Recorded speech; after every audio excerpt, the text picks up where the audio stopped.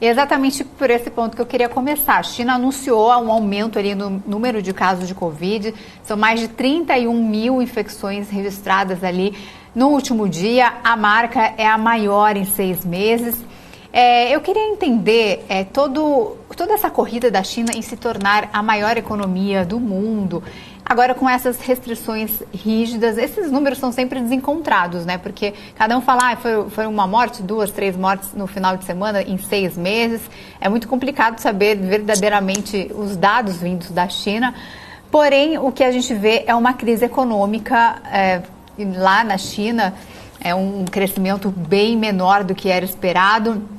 E Xi Jinping, né, em seu terceiro mandato, mantendo essas restrições e cada vez parece que mais fortes, né? Parece que ele está, a impressão que dá é que ele está cada vez mais firme, mais ditador, né? Eu sei que o professor não gosta de chamá-lo assim, mas como é que você está avaliando essa crise da China em paralelo à ascensão, à promessa da China em se tornar a maior economia do mundo?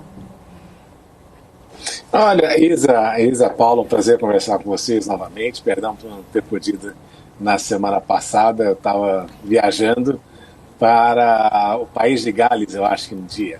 Mas o que eu queria comentar, eu vou juntar os dois países, viu, Isa? Vou juntar o Reino Unido e a China e a crise na China.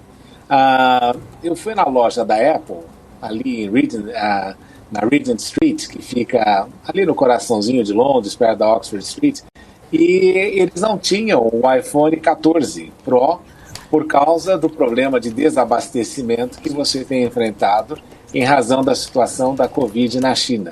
Então você começa a entender que as políticas adotadas pelo governo chinês na questão do lockdown também tem um impacto enorme econômico sobre outros países e sobre, inclusive, o fornecimento de produtos. Então, quando você vai, por exemplo, lá tentar comprar o iPhone novo, a expectativa era de entrega de 6 a 8 semanas sem garantia de que iria entregar.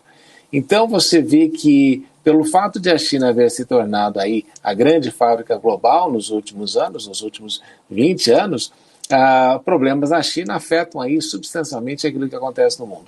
E, obviamente, que a política da Covid, a política da Covid-0, que o governo chinês tem seguido, de alguma forma tem aí sido complexa de ser implementada em razão do fato de que muita gente acredita que, por estarem tanto tempo fechados, não criaram aí as imunidades necessárias para enfrentar as novas variantes do vírus. Então, esse é um grande desafio que o governo chinês enfrenta nos próximos tempos. Acreditava-se, viu, Isa, de que haveria, a partir deste último congresso do Partido Comunista da China, que haveria aí um relaxamento nas medidas, e de fato houve na questão da quarentena, que antigamente era mais extensiva, de 14, chegando 21, 28 dias, e houve uma redução aí, só que o fato é de que o país precisa se abrir para o mundo nesse sentido, e aquela política que os chineses têm implementado, que consiste em duas áreas, né? Eles têm duas pernas, não importar o vírus, ou seja, uma restrição enorme a estrangeiros que viajam para a China, e a contenção do vírus quando chegado no país. E o grande problema é que as medidas, como você tem várias províncias, cada uma adota aí uma certa rispidez na tomada das decisões, e o resultado é que você tem aí algumas imagens que evidenciam um certo desconforto da população com relação às medidas que têm sido tomadas.